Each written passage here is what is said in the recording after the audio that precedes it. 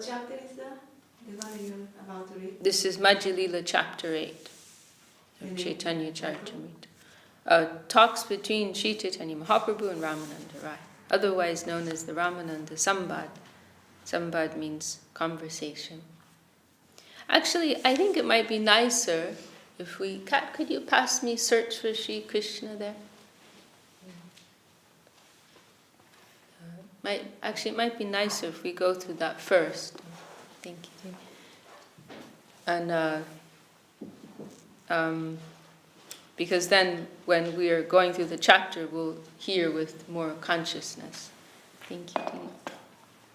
With more appreciation. I think that might be nicer, right?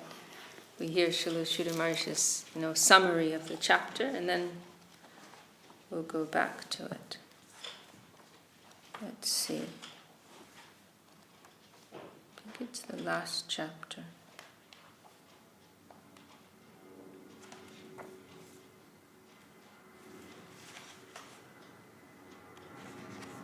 Yeah, it's this last chapter. Chapter 13, Reality the Beautiful.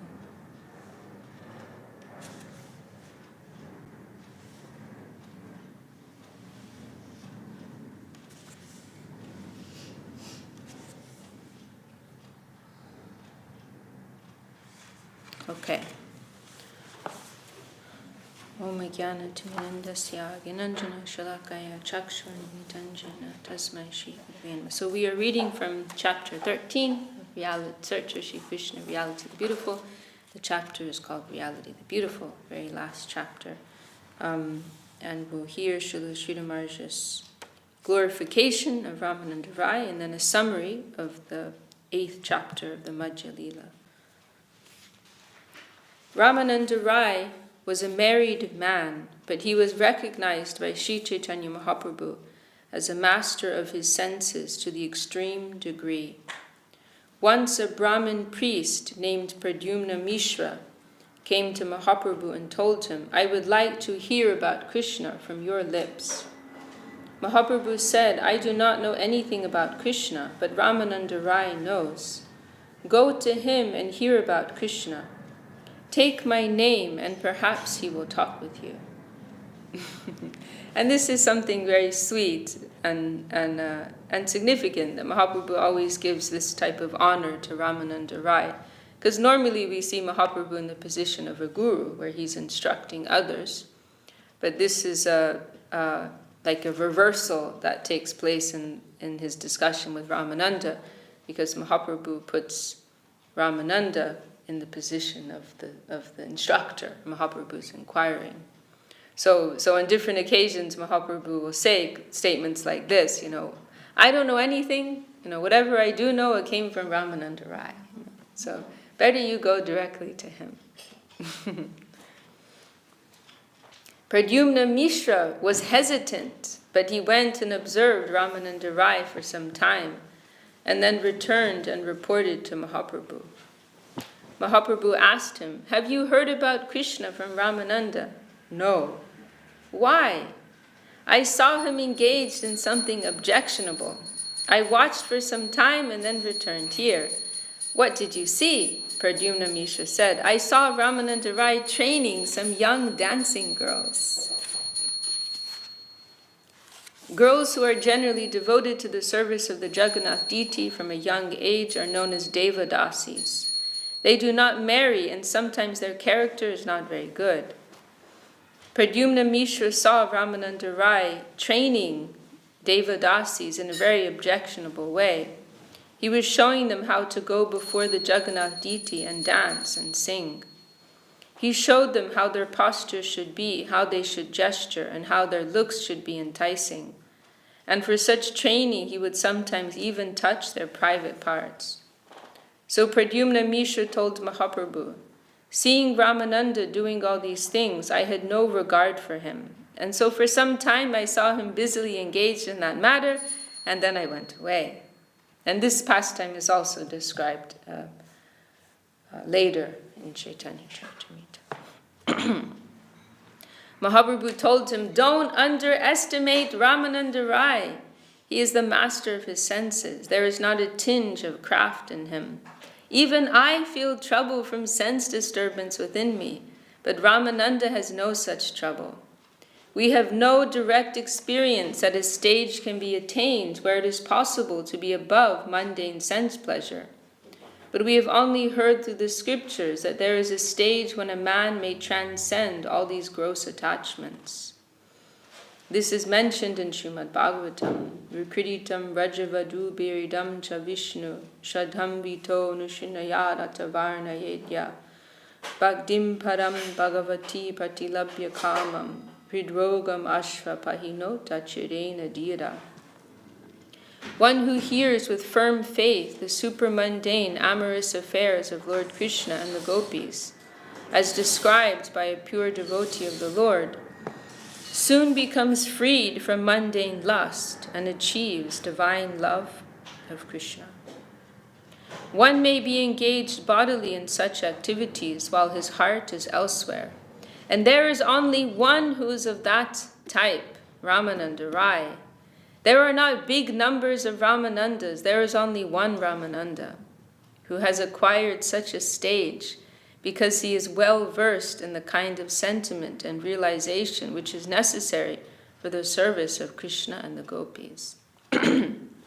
His heart is completely dedicated to the cause of Krishna. He has no selfish interest. He is always in Krishna consciousness, and whatever he does is for Krishna's satisfaction. So don't think ill of him. Go there again. Then Pradyumna Mishra again went to see Ramananda Rai, and Ramananda began their conversation by saying, "Oh, on that day I could not oblige you, but again you have come to hear about Krishna. How fortunate I am." In the morning, Ramananda Rai began to speak, and when the afternoon came, still he was madly talking about Krishna. He completely forgot about eating, bathing, or anything else. He was mad, incessantly speaking of Krishna.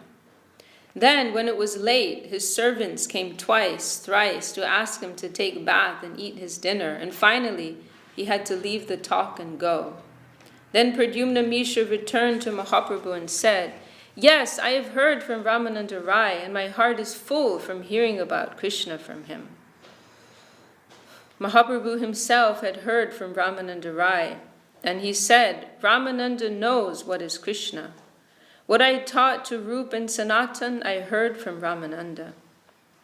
It is mentioned that Mahaprabhu took Diksha, initiation, from Ishvara Puri. For preaching purposes, he took sannyas, the renounced order, from Keshav Bharati. And for entrance into the transcendental pastimes of Krishna in Vrindavan, he took Raga Marga initiation from Ramananda Rai. Because it is mentioned. Okay, well, Srila Maharaj is going to explain that. He took Raga Marga initiation from Ramananda Rai. Of course, Ishvara Puri, Keshav Bharati, and Ramananda Rai never thought of themselves as the guru of Sri Chaitanya Mahaprabhu. But it was seen that Mahaprabhu treated Ramananda with some respect. It is mentioned in Chaitanya Charitamrita that if one wants to enter into the spontaneous devotion of Krishna's pastimes in Braja, it is required that he take shelter of a confidential maidservant in conjugal mellow, Madhura Ras, Saki Vina E Lilai Anyar Nahi Gati. So Mahaprabhu, of course, he doesn't have to take initiation from anyone, but to instruct others he is showing. And so he's showing, Diksha initiation, showing sannyasa initiation, and then he's showing, for entrance into the higher Madhura Ras pastimes, he's taking shelter of Ramananda Rai. The Sakis, they are masters of that situation. The whole storehouse of this Madhura Leela is in the hands of those maidservants. Only they can give it to others. In Madhura Ras, the Guru is seen in the form and spirit of a Saki, a maidservant of Radharani, Guru Rupa Saki. Ramananda Rai was Vishakha Saki, the right-hand personal attendant of Srimati Radharani. So this is Ramananda Rai's position in Krishna Leela, Vishakha. So Mahaprabhu is showing that, taking shelter of the Sakis. Sri Chaitanya Mahaprabhu gives us a hint of the necessity of approaching a confidential associate of Srimati Radharani when he says to Ramananda, Kiba Vipra, Kiba Nyasi, Shudra Kenenoi, Jai Krishna Tattva Veta, say Guru Hoy. Why do you shrink away from instructing me? I am learning so much from you. You are well versed in the affairs of Krishna, so you are Guru. Therefore I am hearing from you. Whoever is the master of that storehouse of Krishna Lila, and whoever can distribute it, he is Guru. Of this there is no doubt. The famous talks between Ramananda Rai and Sri Chaitanya Mahaprabhu took place on the banks of the Godavari River. The name Godavari, so this is in South India, the name Godavari is significant, for it indicates that place where the highest fulfillment of our spiritual senses was given.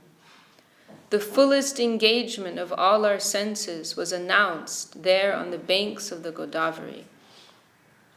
Your senses are not to be rejected. If you can give up the spirit of exploitation and renunciation, then your senses will have their fulfillment with Krishna.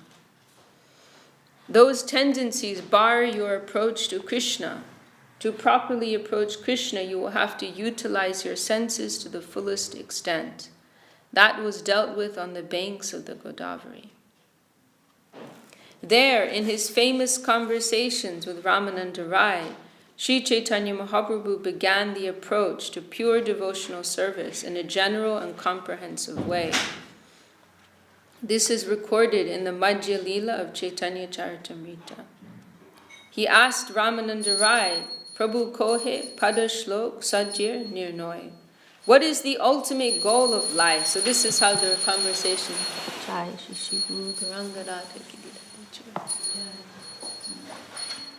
So this is how their conversation starts. Mahaprabhu asking this question. What is the ultimate goal of life? I not only want to hear your statements, but also evidence from the scripture. So, with an evidential shloka, tell me what is the goal of life, like that. And this is significant because, this is the proper approach, not that we make our own estimation of things based on our own limited understanding and experience, but we may have some feeling, but that should be verified. We may have some understanding, but that must be verified by Shastra. Who was the associate or guru from Ramananda before Mahaprabhu came? Who is the associate of Ramananda Rai? I'm not sure if we've heard that. His family are from Puri, from Orissa. No, I don't think we've heard. The answer came from Ramananda Rai. Rai kohe swadharma charane Vishnu bhakti hoy. Discharge your own duty without expecting anything in return. So the way the conversation goes is Mahaprabhu's posing the question, and then Ramananda presents an answer, but he starts from a lower level of theistic understanding, and so Mahaprabhu rejects that, and telling him, "This is an external idea. Give me something more." and then Ramananda systematically goes to a higher conception. But Mahaprabhu rejects that again. Like, okay, but something more, So in this way, they go gradually to higher and higher levels of understanding. So this is the first. So the question Mahaprabhu posed is, what is the goal of life with evidence from scripture? And the first answer Ramananda gives is Varnashram Dharma, following this Vedic social system. Discharge your own duty without expecting anything in return. And this is also karma yoga, the first teaching of first yoga presented in Bhakti, Nishkam karma yoga, selfless action. For persons who are not ready to embrace, a positive life of dedication, not everybody can jump to that immediately. This is a very general and broad approach towards the absolute, to simply give up selfish action and in a general sense, act in a sense of duty, making some positive contribution to the environment. This is an upgrade from the general... This is an upgrade for the general person in the world, right? Who's just living whimsically according to their own desires. So discharge your own duty without expecting anything in return. Swadharma means varnashram dharma, Vedic social stratification. You are posted in your present position by your previous karma. According to your present position, you have to discharge your duties on one condition. You must do them without remuneration. If you go on with your duties in Varnashram Dharma without any mundane aim, you can achieve Vishnu Bhakti, devotion to God. This is confirmed in the Vishnu Purana. Varnashram charavata purushena parapuman Vishnur rajyate panta nanyata toshakaranam. So this is a verse from the Vishnu Purana. So this is the evidence that Ramananda cites as to the significance of following the Varnashram system.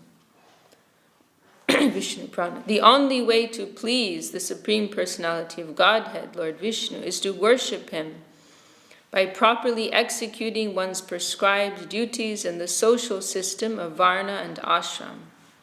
Here, Ramananda Rai says that Vishnu Bhakti, adherence to the Lord who is permeating everything, is the object and ultimate destination of our life. This is the Vasudev conception. Everything is in Him and He is everywhere. Ramananda explains that from our local interests, we must come to embrace the general interest, and that must reach the level of Vishnu consciousness, Vishnu Bhakti.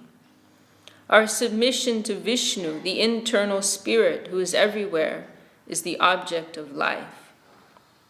We must connect with Him and live accordingly. Not a phenomenal life, but a spiritual life pertaining to a deeper, more subtle plane. Sri Chaitanya Mahaprabhu said, "This is superficial. Go deeper." Of course, it may be thought that actual theistic life begins from here, giving up the special local purpose and acting for a universal purpose, as already ordered and programmed in the Vedas and Upanishads. But Sri Chaitanya Mahaprabhu says this is superficial. Go deeper. Because there's no direct connection. It is a very abstract and vague way of living. Then Ramananda Rai said, Krishna karmarpan sarva sadyasar.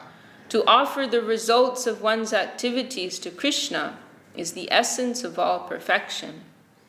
In Varnashram Dharma, it is the fashion that people are generally engaged in external activities and do not care to give up the fruits of their action. Even if they do, they have no direct consciousness of Vishnu or Krishna. They worship the goddess Durga, perform the Shraddha funeral ceremony, and execute so many other religious practices. Indirectly, it is ultimately connected with Vishnu. They may or may not know how, but the link is there. That is the general conception of Varnashram. But here, Ramananda says that it will be better to have direct consciousness that Krishna is the authority. All the results of whatever we do within the Varnashram social system must be given to Krishna. If we perform all our physical, social, national, and spiritual activities in Krishna consciousness, then we can approach the fulfillment of our goal in life. However, Sri Chaitanya Mahaprabhu said, this is superficial. Go deeper. Then Ramananda Rai revealed new light, quoting the Bhagavad Gita. Sarvadharmam prityaja mamekam sharanam vraja. You two know that verse, right? Sarvadharmam prityaja mamekam sharanam vraja. Okay, this is your... Is that something that people that old just Yes, yeah. So this is your homework. Learn this verse. This verse everybody knows. Manuhi, do you know that verse already? Sarva dharmam prityaja. I mean, I hear it, but I don't know word by word. Okay, well you're familiar with it. Okay, that's good. Well, it's Bhagavad Gita 1866. So you can learn it then. I know Ananta Govinda, you know it by heart. It's that famous verse in Bhagavad Gita. Mm-hmm. Yes. So this is your homework. 1866, Bhagavad Gita. Okay?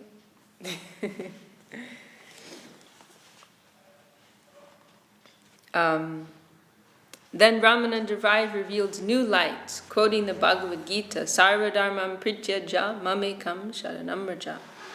Give up all your duties and just surrender to me. We must be particular with the object of life, not the external activities of varnashram.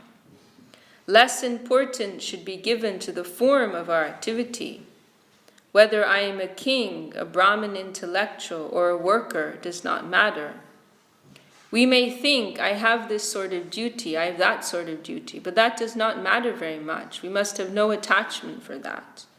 The king may leave his kingdom and take to a Brahmanic life of renunciation and austerity. A Shudra may give up his labor, become a beggar, and chant the name of Krishna. A Brahmin may give up his performance of sacrifice and become a mendicant. So we are to be particular about the aim of life, not the form of our duty. We must exclusively devote ourselves to the cause of the Lord, ignoring our present paraphernalia and duty. However, Mahaprabhu said, this is also superficial. Go ahead, deeper. And Srila Sridhar Maharaj doesn't explain so much here, but we've heard from Gurudev actually asked Srila Sridhar Maharaj about this verse. And we can also go back to the other verse, Krishna Karmarpam. And these are all levels of devotion, and there's also like a particular categorization. So this answer that Ramananda gave to offer one's, like upgrading from Varnashram to directly offer the results of one's activities, this is called Karma Mishra Bhakti. Means Bhakti, Mishra, mixed with, sorry, that came out wrong. Bhakti mixed with karma. So in other words, not pure. So still mixed with some, egoistic attempt, egoistic endeavor. Because another point about this karma Mishra Bhakti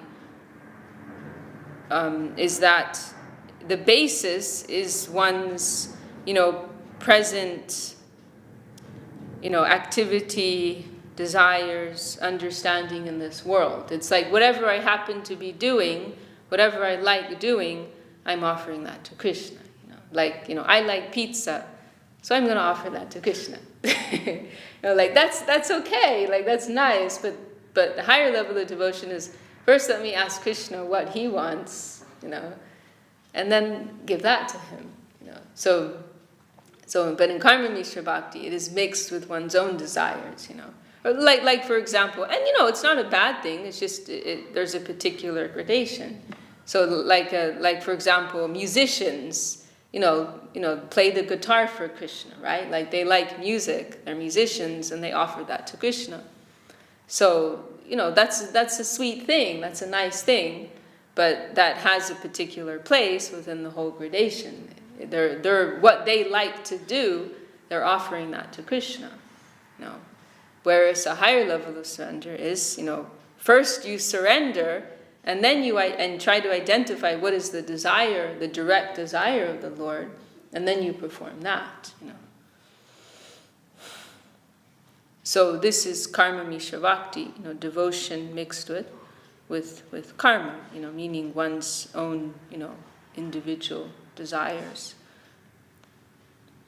And then in this verse, Sarva Dharma Prichaja, Ramananda is saying, give up, all individual conceptions of duty and directly surrender to the Lord. And then Mahaprabhu rejects that, and this is something that can be quite puzzling, because that verse is the conclusion of Bhagavad Gita. It's the highest point of Bhagavad Gita. So it's a little puzzling, how is it possible that Mahaprabhu rejects what is the highest advice of Bhagavad Gita? And it also shows you, where is Chaitanya Charitamrita, and Srimad Bhagavatam. They're starting where Bhagavad Gita is finishing. And the reason, and Gurudev himself, he said, and no doubt for our benefit, he asked Srila Sridhar Maharaj on this point, how can, and Srila Sridhar Maharaj actually had that verse, it's inscribed on our main temple in Navadvip. So it's not that we dismiss that verse, it's very valuable. But the point, in the context of this conversation, Srila Sridhar Maharaj explained, is that it's too general. It's a very vague thing. You surrender, you give up everything and surrender, but how exactly do you surrender? Who exactly do you surrender to? What will you do after you surrender? Like Gurudev joked, I will lie down, surrender, and I will eat nice prasadam, and I will get fat. That's not the idea. So the development of that idea is that we take shelter of the Vaishnav, and we engage in a service life based around Shravan and Kirtan, hearing and chanting. And so that is given in the next two verses, in the after this one, that is a verse by Lord Brahma. Gyane. Oh, it's fine. Is it actually are the rasas not mentioned in Bhagavad Gita? I think preliminary. What did you say? I think in a preliminary way, but I don't think they're described in. I think they're just Yeah, I think we could say there's some indication of them, but definitely not. There's actually some hint of Radhadasyam there. In that verse, Mahatmanas, that one where Krishna is defining a Mahatma, and he speaks of taking shelter of the Lord's spiritual energy. Then also in the Chatur Shloki, there's some hint of Madhura Ras. There's hint of Parakiya Madhura Ras, right? In the Chatur Shloki. So, there's some hints of those things, but there isn't, a clear... There's no clear description of the nature of the positive plane of the Lord's abode. It's the Bhagavad Gita is more from here looking up. It's more within the relativity of this world. An appreciation of the absolute within the relativity of this world. So there isn't a clear description, like you'll find in Chaitanya Charitamrita, Srimad Bhagavatam. There's not really that much detail like that. So anyhow, we'll come to so then there is a particular verse describing, surrender to the Vaishnava, approaching the Lord through the shelter of the Vaishnava. That is described in a verse of Bhagavatam, and Mahaprabhu accepts that as the starting point of pure devotional life. Okay, so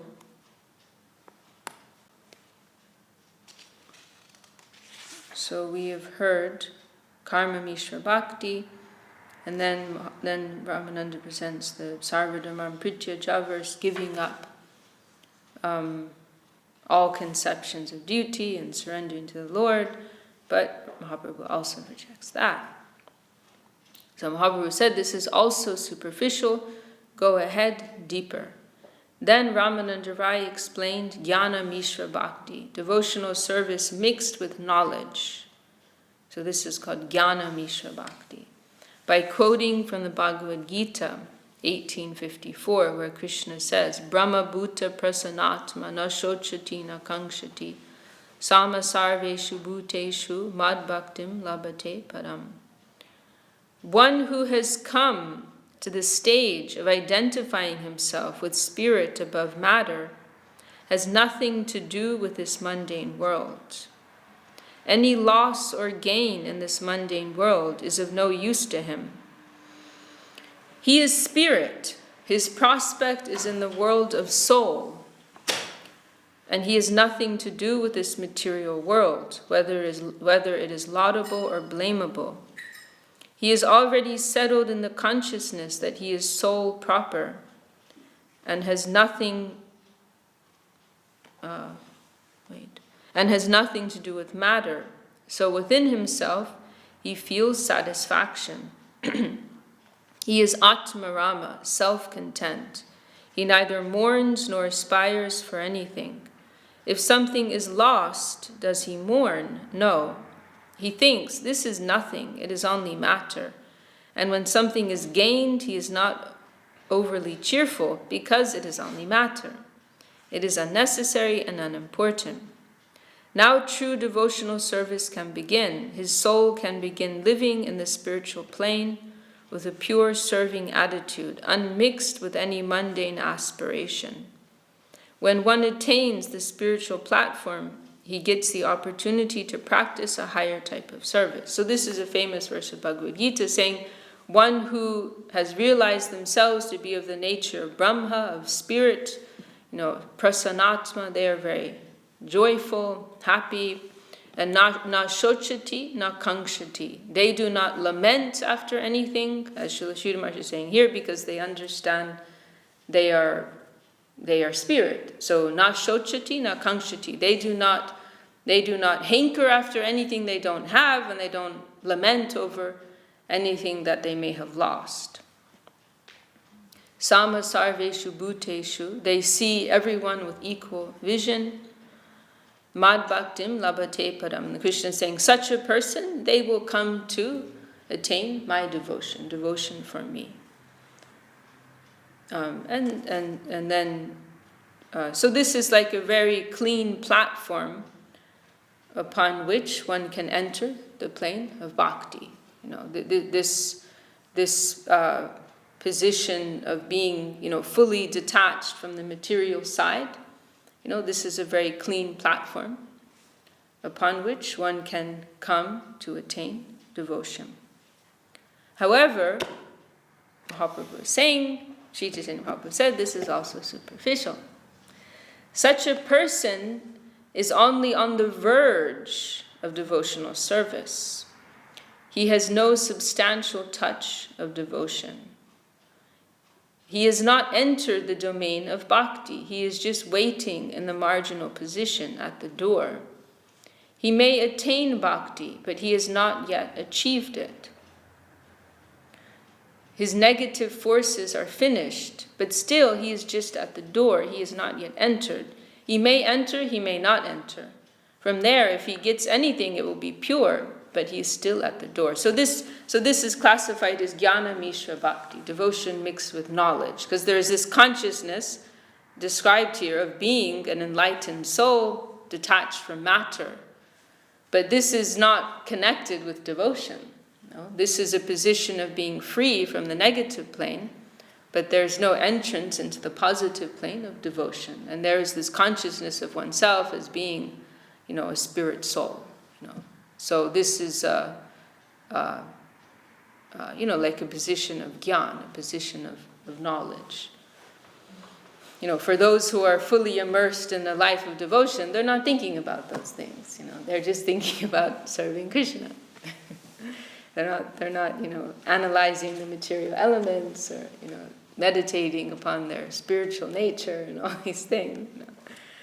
So therefore, Mahaprabhu, he does not accept this. Beyond spirit, go deeper. Ramananda Rai then said, and this is we have a drum roll here.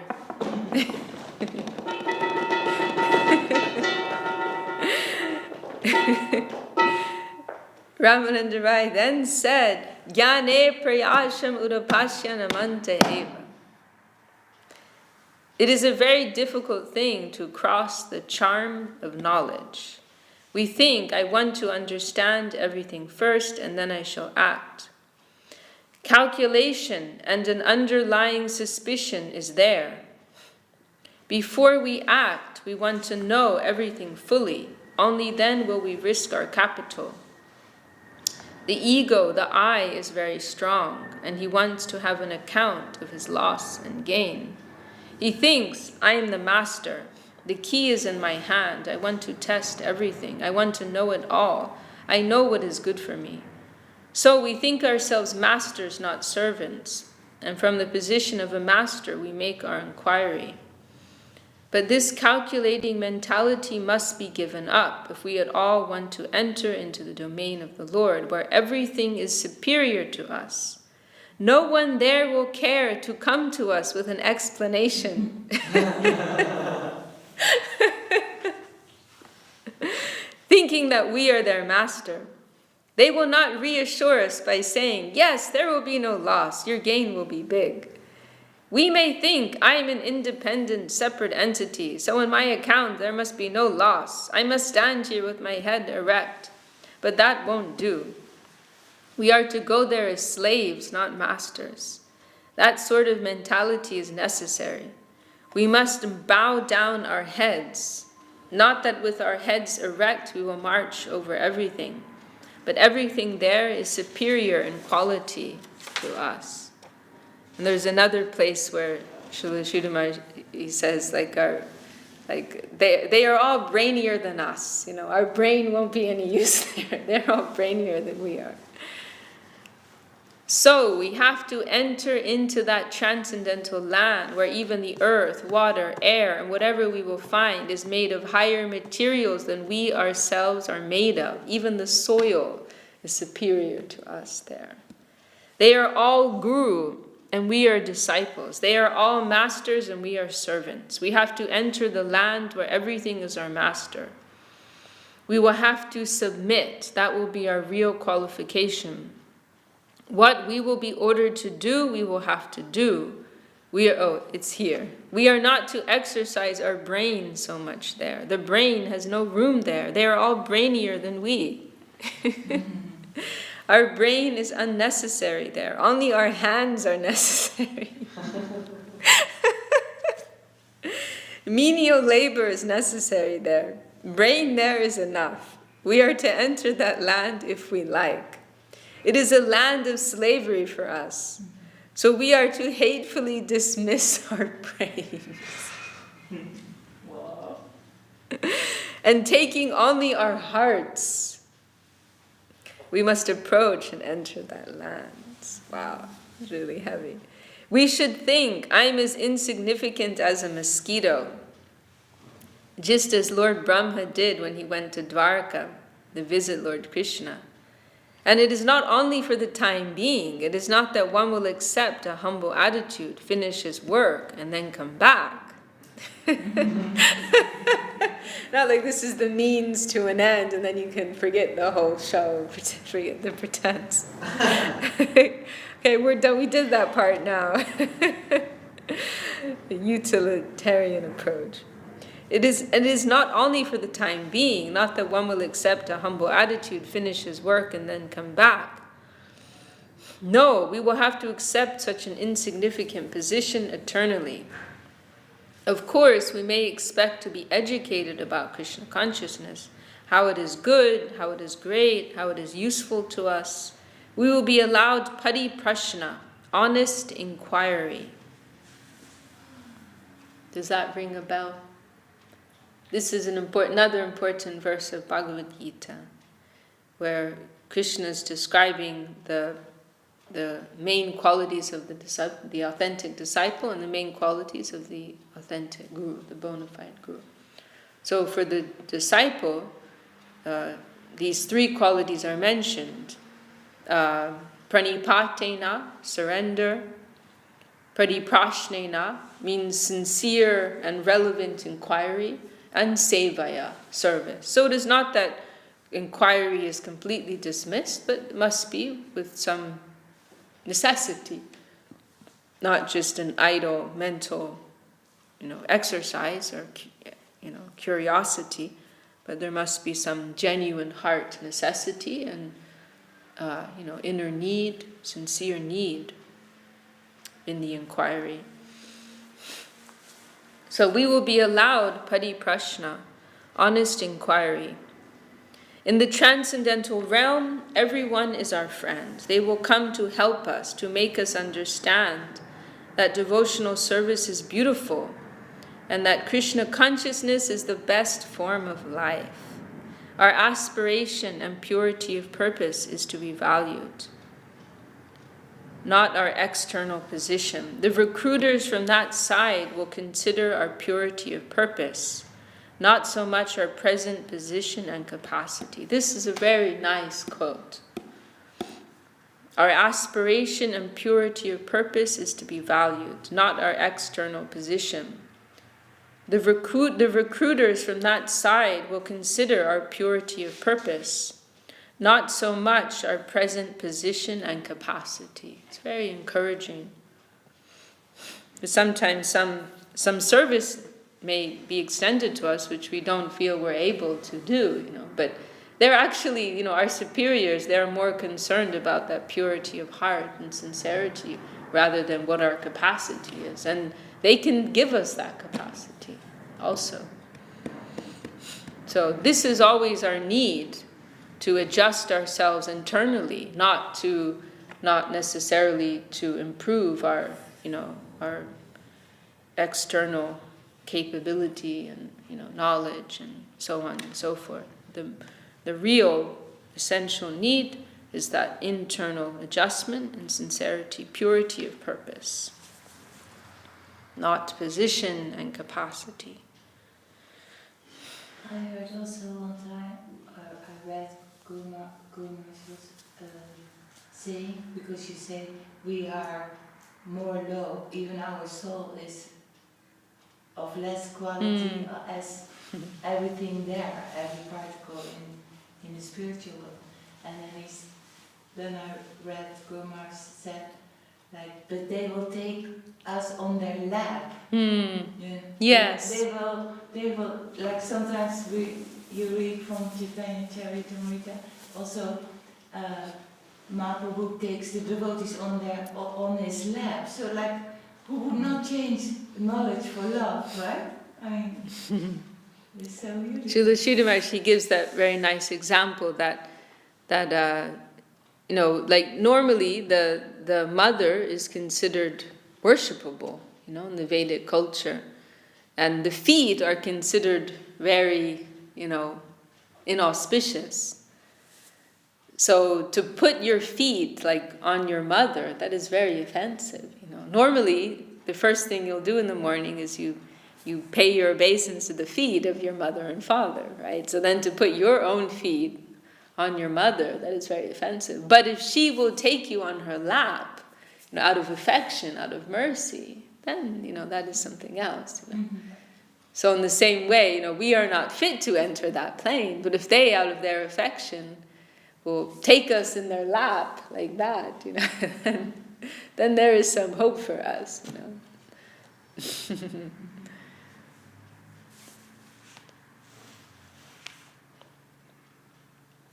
Okay, let's see if we can. Well, maybe we won't finish it. Maybe we'll finish tomorrow. I'll just finish this. So this is kind of covering like the first half of their conversation. Then they have discussion of rasa, right? Gradation of rasa within that plane. So I'll just finish this section. Our aspiration and purity of purpose is to be valued, not our external position. The recruiters from that side will consider our purity of purpose, not so much our present position and capacity. And although apparently it seems that we are going to be slaves, the result is just the opposite. If you can accept such an attitude of surrender and slavery, then he who can never be conquered will be conquered. Friends will come and help you. The sadhus will come and make you understand that we should become slaves, that Krishna likes his slaves very much. He is the master of slaves, and sometimes he wants to become the slave of his slaves. This is the key to success, and we can achieve the highest gain through this attitude. Sri Chaitanya Mahaprabhu told Ramananda Rai, yes, this is true. The unconquerable is conquered by surrender. We can capture him.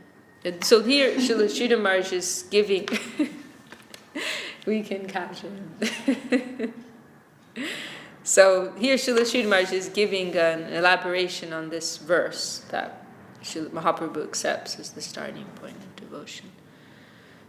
So, yes, this is true. The unconquerable is conquered by surrender. We can capture him. I accept this as the beginning plane of divine love. By giving, we can get as much as we risk. As much as we risk to give ourselves, so much we can demand from that unconquerable infinite. Sri Chaitanya Mahaprabhu said, I accept this as the beginning of Shuddha Bhakti, pure devotional service. But go further. So this verse is what Mahaprabhu accepts as the starting point. Previously he's rejecting everything. He's accepting this as the starting point of pure devotion. And then from there they're going to deeper and deeper levels of understanding. And there's some discussion of the science of rasa vichar. So that is a little long, so we can hear that tomorrow. Jai Shri Bhakti Rakshak Shri Haridev Goswami Maharaj Ki Jai. Did you already sing something, Kat? Would you like to sing again? Hari Haraya Nama Krishna. Yeah. On page 60. I thought you were going to read. Didn't Chaitanya read it after that? No, this is going to take a few days to go through. Yeah. We have to do it and have to pace ourselves. No, tomorrow I'd like to finish the second half of this chapter, which is summarizing the second half of the conversation. And then the day after, then we can start hearing this. And that will take a few days. Okay.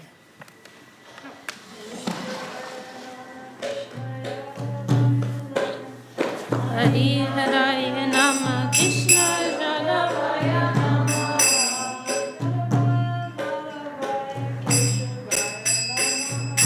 Yadavaya Madhavaya Krishnaya Nama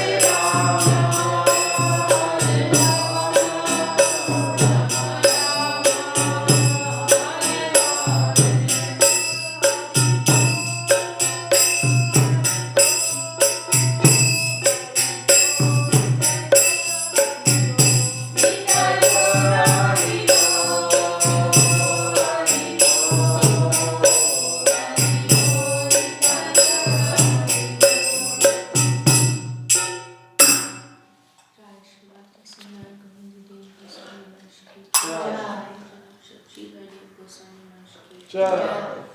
Bhagavan Shri Bhakti Siddhanta Saraswati Goswami Thakur ki Jai. Shri Guru Guru Varga ki Jai. Shri Shri Guru Brahmananda ki Hari ki Jai.